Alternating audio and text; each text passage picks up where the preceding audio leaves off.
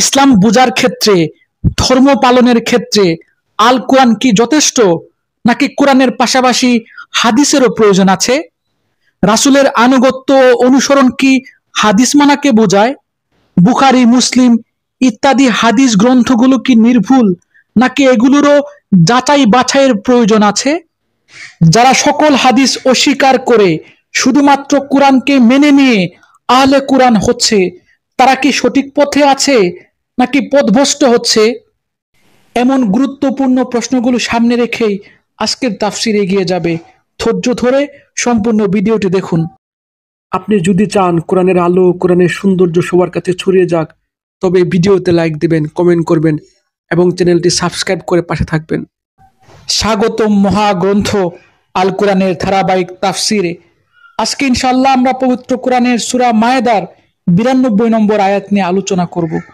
এই আয়াতে মন আল্লাহ রাব্বুল আলামিন বলেন, وأطيعوا الله وأطيعوا الرسول واحذروا فإن توليتم فاعلموا أنما على رسولنا البلاغ المبين। তোমরা সব বিষয়ে আল্লাহর অনুগত্য করো এবং আনুগত্য করো তার রাসূলের। সতর্ক থেকো, আর তোমরা যদি রাসূলের নির্দেশনা থেকে মুখ ফিরে নাও, তাহলে জেনে রাখো আমার রাসূলের দায়িত্ব হচ্ছে সুস্পষ্টভাবে আমার কথাগুলো পৌঁছে দেয়া। আলহামদুলিল্লাহ, অনেক গুরুত্বপূর্ণ একটি আয়াত। আমাদের পৃথিবীকে সুন্দর, বসবাসযোগ্য, শান্তিপ্রিয়, নিরাপদ পৃথিবীতে পরিণত করার জন্য গাইডলাইন স্বরূপ আসমানি কিতাব দিয়ে আল্লাহ রাব্বুল আলামিন যুগে যুগে নবী রাসূল পাঠিয়েছেন। আর সর্বশেষ নবী হলেন হযরত মুহাম্মদ সাল্লাল্লাহু আলাইহি সাল্লাম, এবং সর্বশেষ আসমানি কিতাব হলো আল কোরআন। এই কোরআন হলো মুসলিম জাতির প্রধান এবং একমাত্র সংবিধান এবং একমাত্র মূল পাঠ্য বই।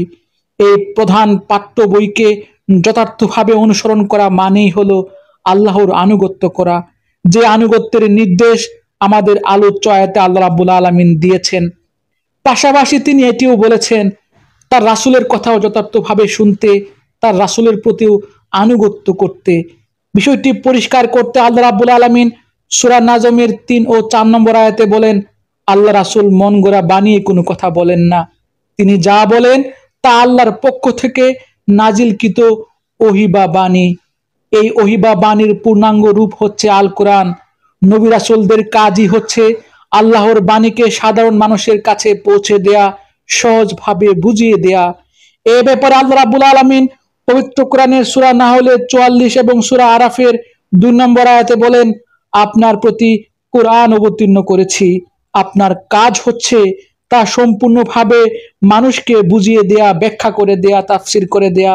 অতএব এটি পৌঁছে দিতে আপনার মনে কোনরূপ সংকীর্ণতা থাকা উচিত নয়, আর এটি বিশ্ববাসীর জন্য উপদেশ। রাসূল সাল্লাল্লাহু আলাইহি ওয়াসাল্লাম এই কোরআনকে বোঝানোর জন্য তার সাহাবীদেরকে অনেক লেকচার দিয়েছেন এবং ব্যবহারিকভাবেও তার অনুসারীদের সামনে কোরআনের জীবন ব্যবস্থা প্রতিষ্ঠা ও বাস্তবায়িত করিয়েছেন। তার মেন পাঠ্য বই আল কোরআন তার সাহাবীদের বোঝানো ও প্রয়োগের ক্ষেত্রে রাসূল সাল্লাল্লাহু আলাইহি ওয়াসাল্লাম অন্য যে অতিরিক্ত কথাগুলো বলেছেন, তাই মুসলমানদের কাছে হাদিস বলে পরিচিতি লাভ করেছে। এই বিষয়টি পরিষ্কার করার জন্য আমি একটি উদাহরণ দেই। আমি ঢাকা বিশ্ববিদ্যালয়ে দর্শন বিভাগে পড়েছি। তখন আমার স্যারেরা 2-4 লাইনের দার্শনিক তথ্য বোঝাতে গিয়ে আমাদেরকে ঘন্টার পর ঘন্টা লেকচার দিয়েছেন। 2 লাইন বোঝাতে গিয়ে ওনারা 200-400 লাইন বলেছেন। মেন দার্শনিক তত্ত্বের বাইরে অতিরিক্ত কথাগুলো হলো আমাদের শিক্ষকদের হাদিস বা কথা। তাদের সব প্রচেষ্টায় ছিল 2-4 লাইনের একটি দার্শনিক তথ্য বোঝানো। তবে পরীক্ষার খাতায় আমরা মেন তথ্যটি যথার্থভাবে তুলে ধরার পাশাপাশি ছাত্রদের নিজস্ব ব্যাখ্যাগুলোও খাতার মধ্যে তুলে ধরেছি।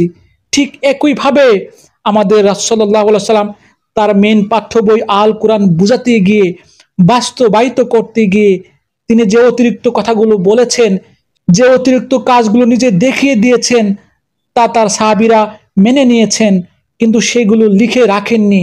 কেননা রাসূল সাল্লাল্লাহু আলাইহি ওয়াসাল্লাম তাদেরকে বলেছিলেন, আমার মুখের বাণী অর্থাৎ হাদিস তোমরা লিপিবদ্ধ করে রেখো না।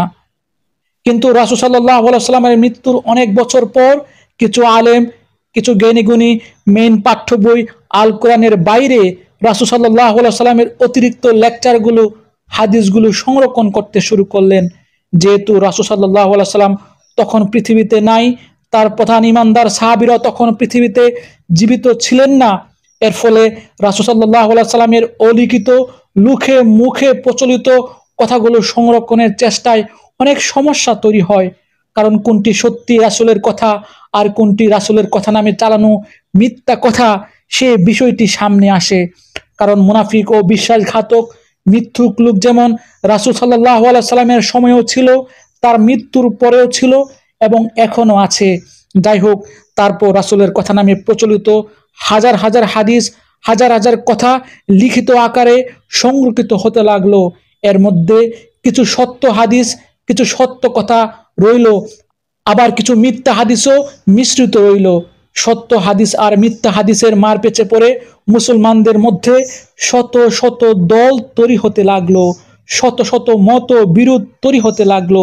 আর এই দ্বন্দ্ব এখনো মুসলিম সমাজে বিদ্যমান রয়েছে।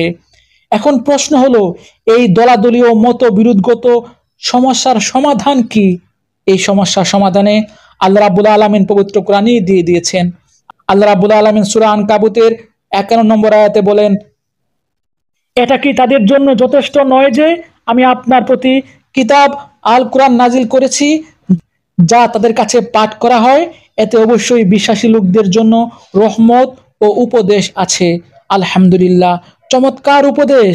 আল্লাহ আমাদের সরাসরি বলে দিয়েছেন পবিত্র কোরআন আমাদের জন্য যথেষ্ট। এই কোরআনের মধ্যে আমাদের সকল সমস্যার সমাধান রয়েছে। আমাদের উচিত আল কোরআনকে আঁকড়ে ধরা, বেশি বেশি কোরআন অধ্যয়ন করা। আল্লাহ রাব্বুল আলামিন কোরআনে যা বলেছেন, যেভাবে বলেছেন, তাই একনিষ্ঠভাবে পালন করা।